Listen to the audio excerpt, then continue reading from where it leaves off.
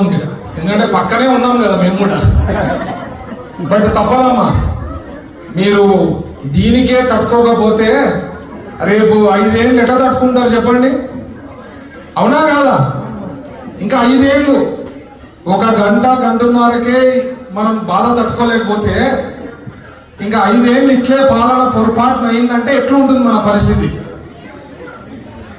అందుకనే నేను గవర్నమెంట్ ని, మున్సిపల్ కార్పొరేషన్ వాళ్ళని రిక్వెస్ట్ చేశా, సార్ నేను ఫ్రీగా హైపో ఇస్తాను, చెయ్యండి సార్, కర్నూలులో స్ప్రెడ్ చేయండి, ఫ్రీగా ఇస్తాను అన్నాడు.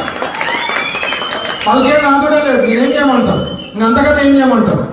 ఫ్రీగా ఇస్తాను అంటున్నానయ్యా నేను హైపో. ఎందుకంటే ఎక్కడికైనా నేను కూడా మొన్న తిరిగినా, ఎక్కడ ఇట్లే తలపైన ఇట్లా వెంటబడుతుంటాయి, కాళ్ళకి కుడుతుంటాయి, చేతులు కుడుతుంటాయి, చాలా దారుణం. అంటే మున్సిపల్